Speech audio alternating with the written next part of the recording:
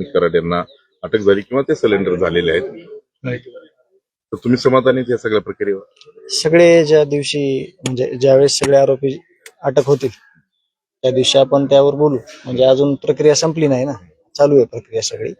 आणि आपली मागणी पण पहिल्या दिवसा पण ते की सगळे आरोपी सहआरोपी अटक करा आणि पुढील कारवाईसाठी चालू करा. मुख्यमंत्र्यांनी असं सांगितलंय की कुटुंबियांशी चर्चा झाली वगैरे, तर काय आश्वासन दिलंय किंवा मुख्यमंत्र्यांशी काय चर्चा झाली? मुख्यमंत्र्यांनी सांगितलं की कुणालाही सोडलं जाणार नाही, आरोपी सहआरोपी ह्यांना सगळ्यांना फाशी शिक्षा होणार, असं फोनवर माझं बोलणं झालं.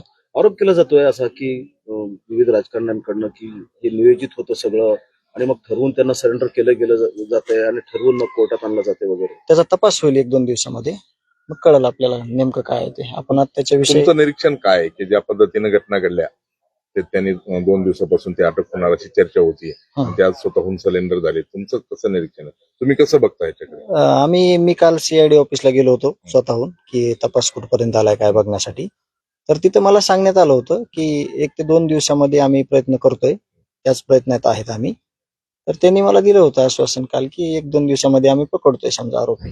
कुठले काय कोण असं माहित नव्हतं, फक्त आरोपी पकडणार म्हणून सांगितलं होतं. तुम्ही सुरक्षेची पण मागणी केलेली आहे सरकारकडे, काय मागणी काय नाही, गावाला कुटुंबाला हे भयभीत वातावरण आहे सगळं. या विकृती अजून जर त्यांना अजून समजलंच नसेल काय कसं राहायचंय समाजामध्ये, काय करायचंय, काय चूक काय, तर त्याच्यासाठी आम्हाला संरक्षणाची मी मागणी. तुम्हाला काय तसं अनुभव आला मागच्या ह्या सगळ्या घटनेनंतर? तसं काही नाही, इथं तर तुम्ही सगळे समोर आहेत, इथं गाव सगळं आहे, त्याच्यामुळे नाही. पण आपल्याला कशामुळे आपण मागू शकतो ना, गाफील कशाला राहायचं आपण. तुम्ही कोर्टात पण दाद मागितली या संदर्भात, ते चालूच राहणार? हा, ते सगळ्या गोष्टी आहेत ना. आपल्याला जे आपण न्याय मागतो ना त्याच्यात कुठं कमी नाही पडलो पाहिजे. न्याय मागताना आपल्याकडून सगळ्या गोष्टी असल्या पाहिजे. तुम्ही मनोज जरांगे यांची पण आज भेट घेतली, नेमकी पुढच्या आंदोलनासंदर्भात काही तुमची चर्चा झाली, काय दिशा असणार आहे? दादांकडे सहज भेटीसाठी गेलतो मी. हा, म्हणजे सहज मला वाटलं दादांची भेट घ्यावी आज, त्याच्यामुळे सकाळीच गेलो होतो 10 वाजता, भेटून आलो दादा. उद्या तुमचं जलसमाधी आंदोलन पण आहे गावकऱ्यांचं, ते असणार आहे उद्या? मी आता बघितलं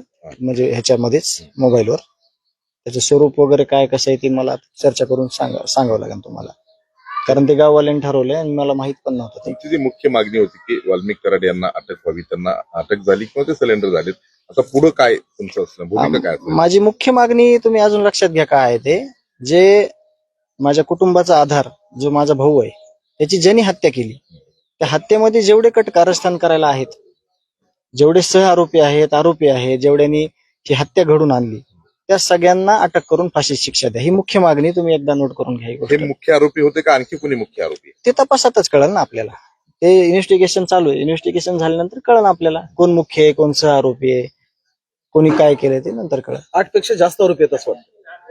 आता ते तपास त्यांनी आपल्याला सांगितल्याशिवाय आपण मांडणं चुकीचं आहे. मी आता एक आकडा सांगेल, पुन्हा जास्त निघले कमी निघले तर ते चुकीचं होईल ना. कालच्या बीडच्या मोर्चामध्ये थेट धनंजय मुंडे यांच्याकडे रोख होता बऱ्याच लोकांच्या भाषणांमध्ये, त्यांनी राजीनामा दिला पाहिजे किंवा ते जोपर्यंत आहे तोपर्यंत तपासणी होणार नाही पारदर्शक पद्धतीने. तुम्हाला स्वतःला काय वाटतं त्या संदर्भात की त्यांनी राजीनामा दिला पाहिजे किंवा काय तुम्ही सरकारकडे तसं मागणी केली काय, किंवा आता मुख्यमंत्र्यांशी तुमचं तसं काही चर्चा झाली का? नाही, ही चर्चा नाही झाली. पण ज्या दिवशी राज्याचे उपमुख्यमंत्री आलते अजितदादा, त्या दिवशी आम्ही त्यांना सांगितलं होतं की ह्या गोष्टीमध्ये कुठेही पक्षपातीपणा किंवा समजा एकदम पारदर्शकपणा असला पाहिजे, एवढी आम्ही त्यांना मागणी केली. तर त्याचा विचार ते नक्कीच करतील की ह्याच्यामध्ये कुणाचा इंटरेस्ट नाही येऊ देणार ते.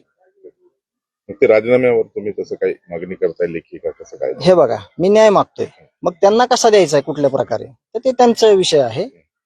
त्यांनी 100% त्यांना वाटत असेल कुठं अडचण तर त्यांनी ते पाऊल ते उचलतील ना, ते आपल्या हातात थोडी. आता आमची माहिती अशी आहे की संतोष देशमुख जे भाजप पक्षाशी संलग्न आहेत, सर्व पक्षांची लोक तुम्हाला येऊन भेटतायत, आम्ही असं सगळं बघतोय. भाजप पक्षाचे लोक त्या प्रमाणात येताना दिसत नाही. इथं येणारा जो माणूस आहे ना प्रत्येक, तो सगळं घरी ठेवून येतो राजकारण पक्ष. फक्त इथं ज्या अमानुषपणे माझ्या भावाला संपवलंय, त्या फक्त माणूस ह्या नात्याने इथं सगळेजण येत आहेत आणि न्यायासाठी ते झुंजतायत, हक्क मागतायत. आणि न्यायासाठी इथं कुठलाच बाकीचा विषय आतापर्यंत कोणी येऊ दिला नाही, पुढे पण येणार नाही. ठीक. देश विदेशातील प्रत्येक घडामोडींचे लाईव्ह अपडेट मिळवण्यासाठी आता साम टीव्हीच्या सर्व सोशल मीडिया प्लॅटफॉर्मला लाईक, फॉलो आणि सबस्क्राईब करा. तसंच सर्व नोटिफिकेशनसाठी बेल आयकॉन प्रेस करायला विसरू नका.